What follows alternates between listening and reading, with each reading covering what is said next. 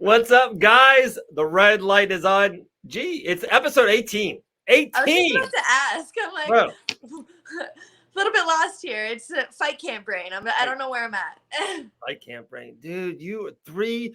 So is it like 2.5 weeks or is it 3 weeks, 3.5?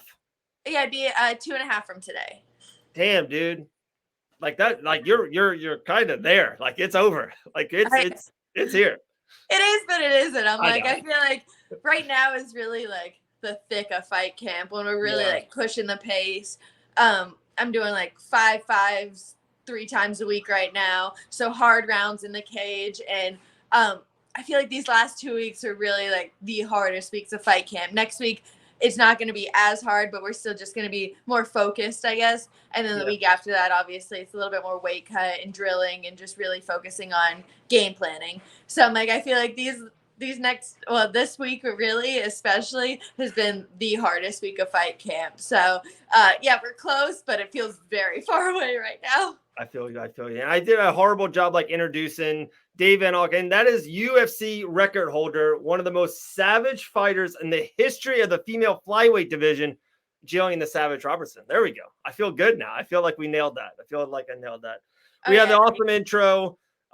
Crazy times. God, life is so busy. Both of us are just rolling. I saw some of the stuff on your socials over like the last 2-3 days, and I'm like, a kid in a candy store. Like, there's so much I want to talk to you about. I love what GOAT is doing about like putting you in like that. It feels like they're putting you in like a holy fuck scenario. Like lights are off. There's cell phone lights on you. There's sirens going on. There's people yelling at you. And like, I don't know. It's just like, I'm like, okay, I got to make a drive. Like I got to be there for this. It just seems awesome. Like, is it something like way different you've never done before? Do you like it? Be like, dude, this is different and it's kind of testing me. It's making me a better fighter. Do you feel that for sure? Oh yeah, every situation that they put me in, I feel like it kind of tests more the mental side than anything else. Right. So it's like being in the cage there. It's like generally you're sparring, like say when I've been at any other gym, there's 40 people on the mat, and really there's not a lot of pressure on you because you can just kind of play. Nobody's really watching. You don't have to perform.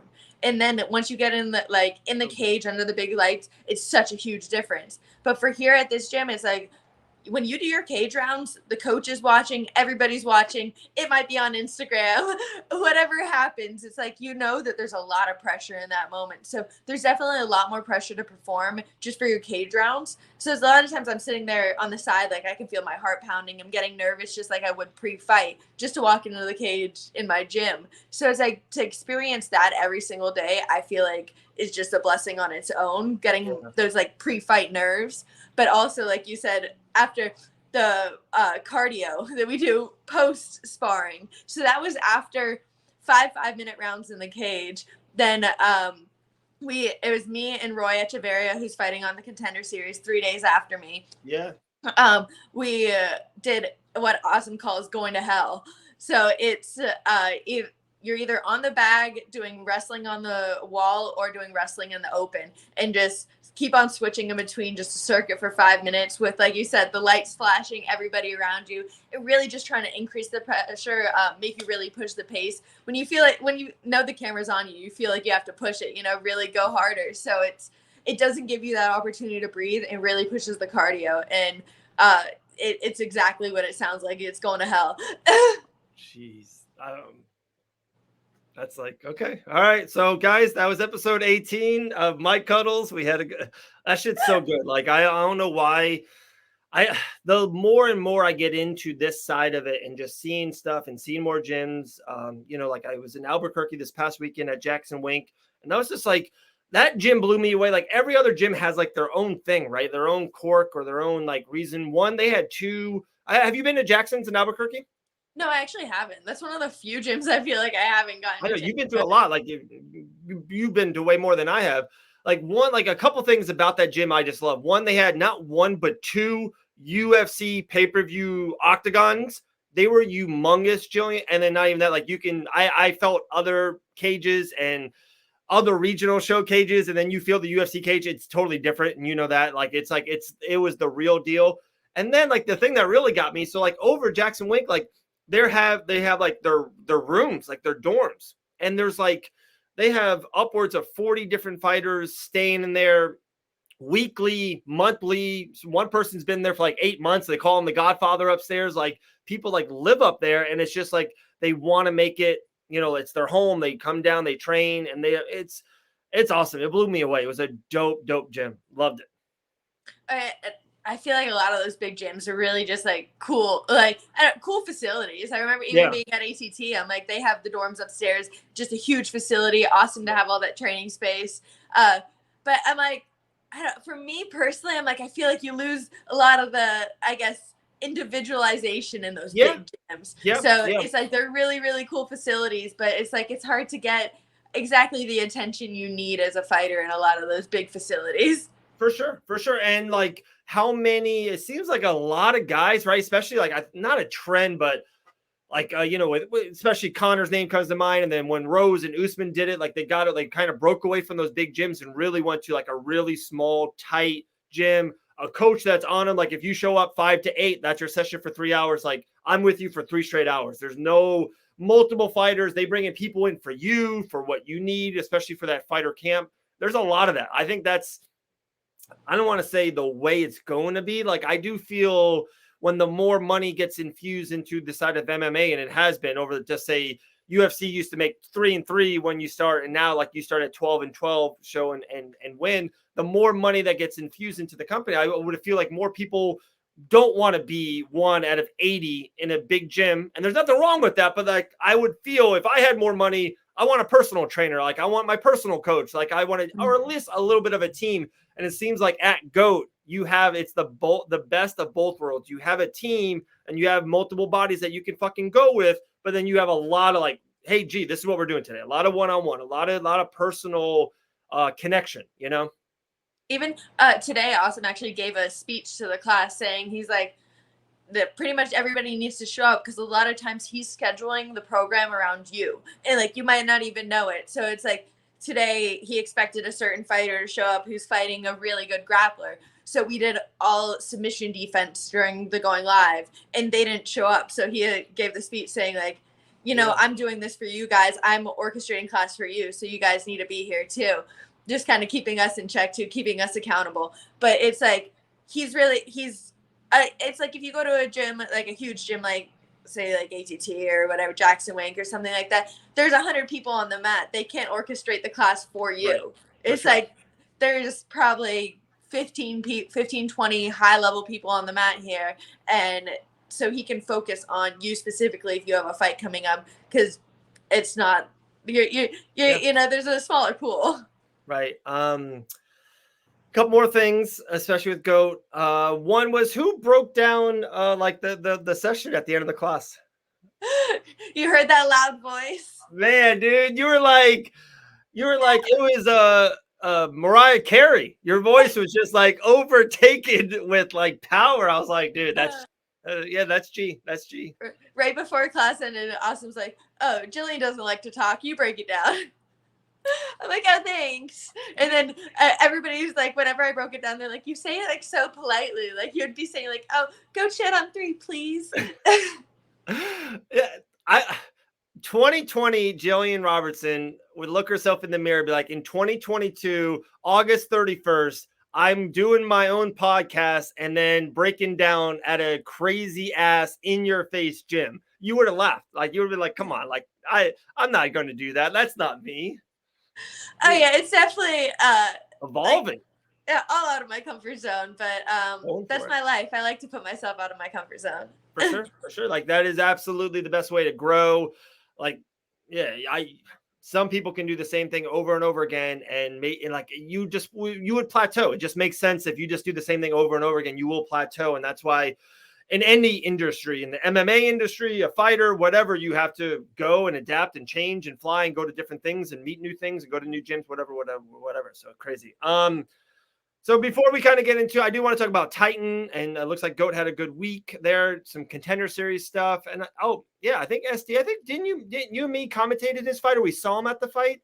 Remember SD Jumez in Pensacola? Yeah, actually, right now I'm just about to watch that fight. I have the contender series. I didn't get to watch it last night. I know the results, Okay, so okay. it's okay. Okay. But yeah, I have the fights on right now. I have them paused. I'm on fight number 3. So Yeah, he's next. He's next. yeah, he's next. Oh shit! Watch the guillotine 40 seconds in. Oh yeah, no, I'm like I can't stay away from it. I open up my Instagram first thing in the morning, and all I see is UFC stuff. So it's always spoiled for me. But I'm a huge fan of fights, so it's like I have to watch them all anyway. And you and I are we're a lot on the same bed schedule.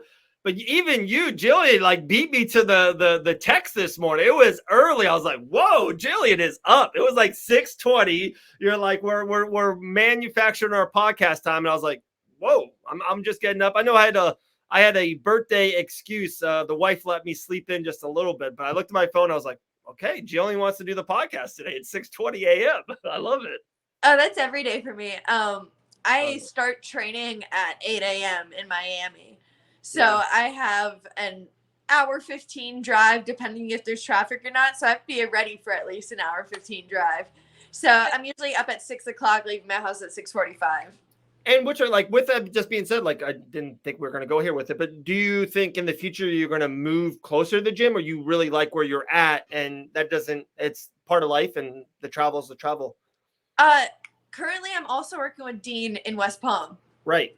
So I'm kind of in the middle of both of them currently. Tonight at 8 o'clock, I'm going to go up to West Palm and work with Dean. So it's actually Palm Beach Gardens. So it's about an hour drive up there. So I'm just like right in the middle. So it's ideal where I'm at right now. Dude, that's the definition of savagery right there. That's it. All right. So so we won't get super into the contender thing if you haven't finished it. I was just super pumped for a guy. Like, it was just cool.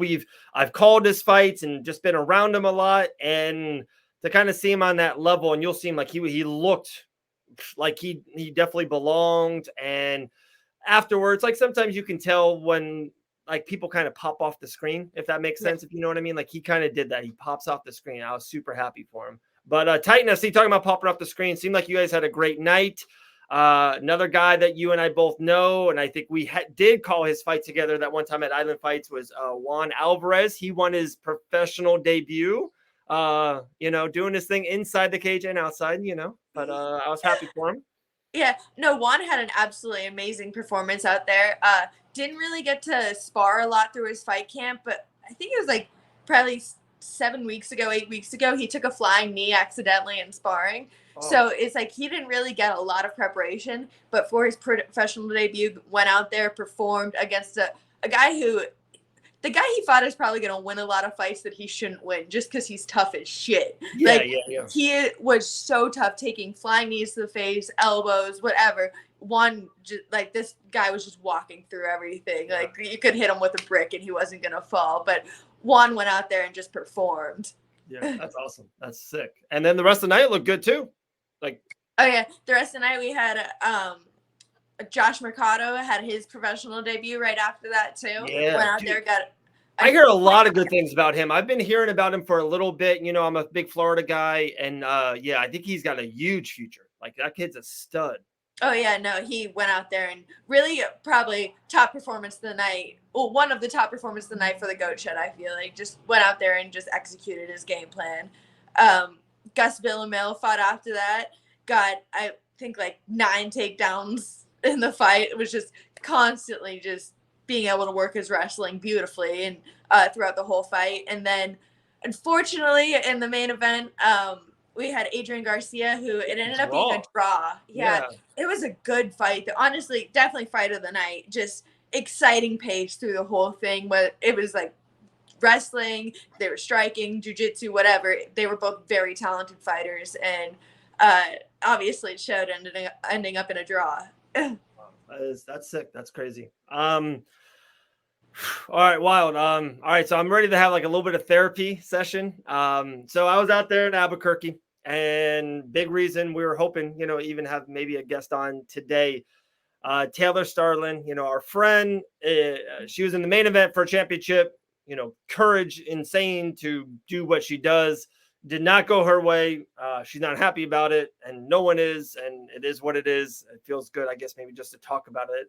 But I think the thing I kind of wanted, like podcast wise, and then you and I can kind of go back and forth, because I probably deal with it 2%. And I would assume, I don't know if it is, I would assume it's more of a female thing than a male thing, to be honest. But like the social media, like trash, like bullying, and like some of the nonsense you see on socials are like crazy, just absolutely crazy. And then I have another thing to go with it, but like, how do you deal with it? Is it just like shutting it off? Is it kind of, I know that most of the time on IG you can control comments or no comments and stuff of like nature. And has that really got you once before, or do you sometimes use it as fuel? How do you kind of deal with it?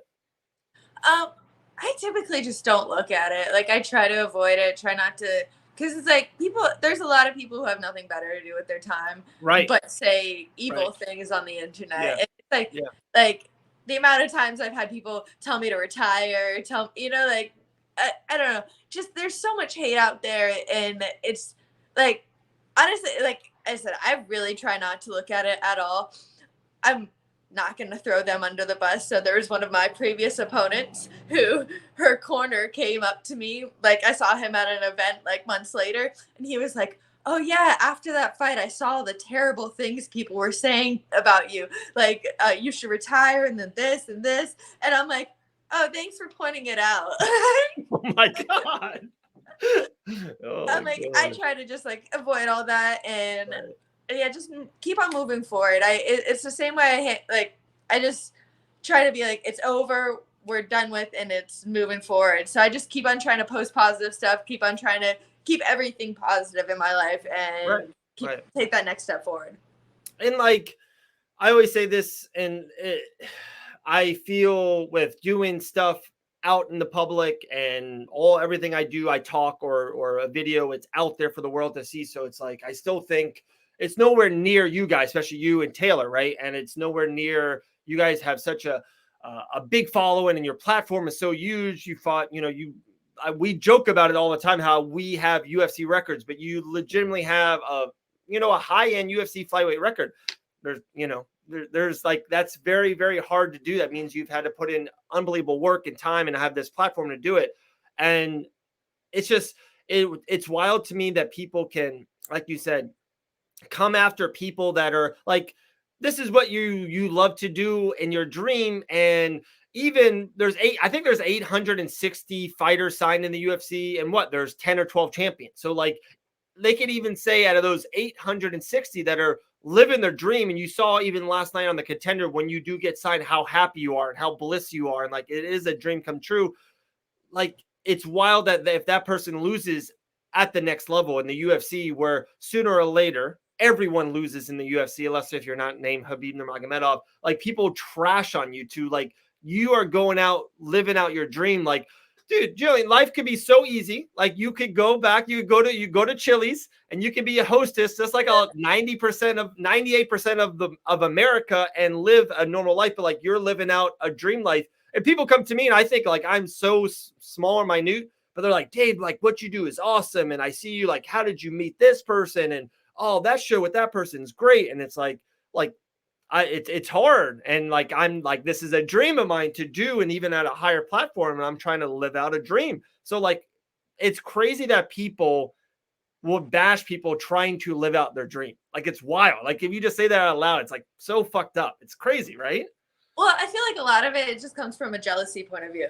Sure. Like, it's like you're living out your dream, and that's what they wish they were doing. Right. But they never took the risk. They never put in the work. They never did everything that it took to make that dream possible. Right. So I feel like that's what I'm like, anybody who has the time to talk shit, that is like, I feel bad for them more than anything, because they're not living happy with themselves. They're not living happy in their own life. So it's like, it's all out of jealousy, because they didn't want to take the risks that you took, or they didn't want to put in the work that you took. Right. And then another one. So the last thing on that is, and I said it on my own podcast, so like, me and Taylor went back and forth, and we're looking at some shit or whatever. We're just kind of trying to get through life right now. And the one thing that really kind of baffled me too is like okay, we know the people on the couch that don't follow, like have 0 followers on socials, and they just come up to troll people. So like we know that's going to happen. We can never control that. But it was wild to see some of like fighters in bare knuckle that even cross paths, and even like some fighters that have taken L's and never got to a main event or whatever, taken an L on a prelim. They were even coming after, and it's like out of all people, like it is like a, you know, not like a sorority club, right? Or not like a club in like college or whatever, but there is like this bond. Like you guys, when you share a cage with another person, usually you guys at the end, it's like, fuck, I respect that person. Win, lose, or draw, tougher as hell. Like you were super nice to about Priscilla. Like, and that's the one I always kind of go back to. Like at the end of the day, she's fighting for her life and she's trying to live out her dream. Like there's a mutual respect. And it was wild that some fighters were even coming after her. And it was like, man, like out of all people, like you guys should know how it feels to walk inside that square ring and to fight bare knuckle and to get cut and to lose. Like sooner or later in that sport too, everyone will lose. It happens. It's life. It's wild. And I'm like, all I could respond, Taylor was posting some stories. I just sent her a heart. I'm like, I don't even know. Like, I don't know how people can go after someone like that. Like, you know what it takes to get up to that moment. You know all the hard work and everything that she put into that shit.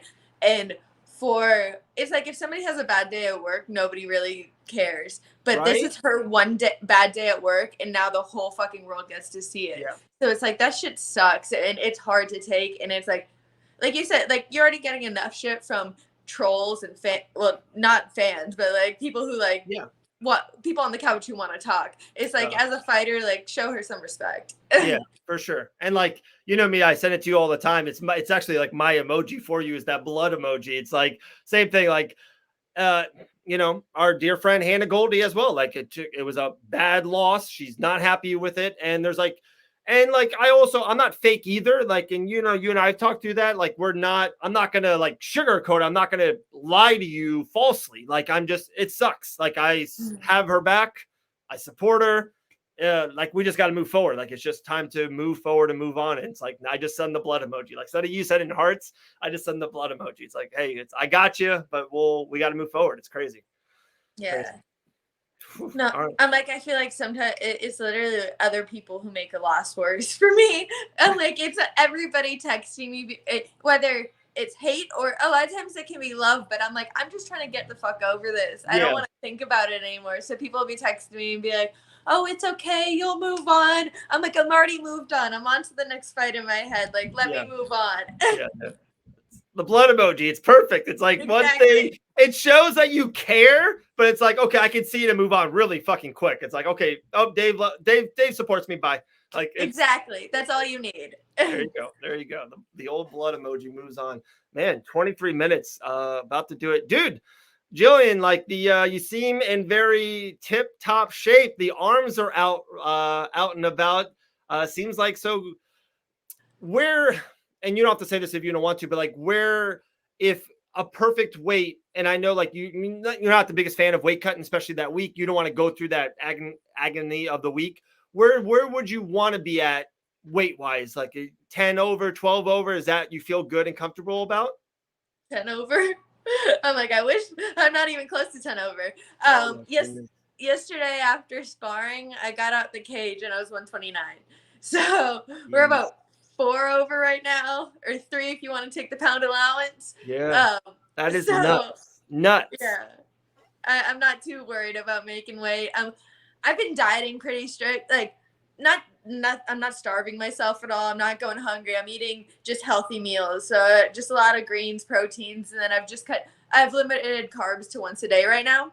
Okay. So, but I've been feeling strong. I've been feeling good, and I'm assuming my weight's gonna just keep on dropping over these next 2 weeks. I don't even see myself honestly having to get in a sauna. I've been doing it every single day, just like to get my body used to sweating. I've been drinking a lot of water, but during this cut, I feel like I'll be able to diet down. I'm assuming at least to like 28, 27, and it'll be an easy cut. Gosh, you know, that's got to be such a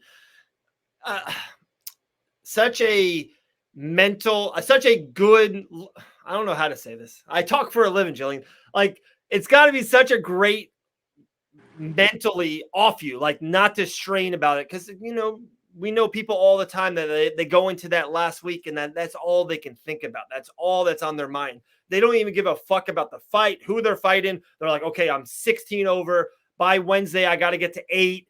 Okay, by Thursday, I got to be 5. And then that Friday morning or that Thursday night cut is I got to do what I got to do or whatever. But it's like, that's all people sometimes worry about that week. And for you not to like have that stress at all, it's got to be so shoulder lifting. That's got to be, you got to feel so good about it. Oh yeah, it's definitely like you said, it's all they think about that fight week. So now we're 2.5 weeks out and I'm gonna be focused on a fight for 2.5 weeks. Where she's got a week and a half to be focused on the fight, then has to focus on cutting weight. I know, like, obviously this is a long time ago, but I remember when we were at ATT, she was walking around 45, 50. So it's like, I know she's definitely cutting a lot of weight. She's going to be depleting herself a lot. She might feel strong for a couple minutes at the beginning, but then I feel like you wither quick after a weight cut. So I feel like while I'm focusing on technical ability, she's going to be focusing on cutting weight. So are you going to start with the Masvidal flying knee right off the bat? I don't see me doing much flying things in general. I feel like anything like explosive or like athletic just generally isn't my style, but I can see me dragging her down to the ground fast. There we go. There's the game plan. Inside leg kick, drag down, get the neck. Over. Our record needs to move up. Like I'm really, I've been putting in the work, Gillian, on my side. All right. I know. I'm sorry. I'm holding us back here. I need to push it farther. I do, man. One more would be great. Awesome. I'm so pumped. I'm getting excited. Yeah, this week is that Paris show. Then next week is the pay-per-view Chimaev and Diaz, which is cool. Be fun to watch. Kevin Holland's on the show doing his thing. Tony Ferguson's on that show. And then the next week, the main event, I don't know, but to me, it's the Gillian Savage Robertson show. I cannot wait. That is the main event. That's very true. I'll be the 4th fight on the prelims, but we can call it the main event and just stop watching fights after that. Deal. We'll have a special Mic Cuddles edition after submission, second round submission. Let's go for 6-7 minutes. Yeah, I could see that. Get a little ground and pound in the first round, then get my sub in the second. I was throwing a nasty elbow at Jackson's. They liked my elbow. I was throwing a little spin elbow in there. They're like, "Damn, Dave." I was like, "Hey, I've been watching Gillian Robertson tapes. I'm watching the elbows." Oh yeah, no, you're on your way there. I've seen your grappling. Oh my god, dude, it's my birthday, my day of birth. I have tons of people sending me love. Everyone's loving Dad. Dude, a video was made for me. I have these great people around in my life. And then on social media, you bullied me on social media on a joke at me. That video is erased, I thought. It's me giving you a hug. Oh, that's it. It's a birthday hug. All right. Guys, that's Gillian, the Savage Robertson. Follow her on IG, man. Savage_UFC. I think you're at a 101,000 people that follow you. Damn, like a superstar over there, man. Crazy. She fights in 2.5 weeks. Sanhagen on the card. Pretty cool. All right. We're out. We'll have a great time. Next week. Yeah, I think next week. Maybe this. I think let's get a guest next week. Be the last one before fight week for you. And that'll be a lot of maybe just one you and I before or you and I after your win. But let's get a guest next week. Sounds good. All right. Later, G. Talk to you soon. All right.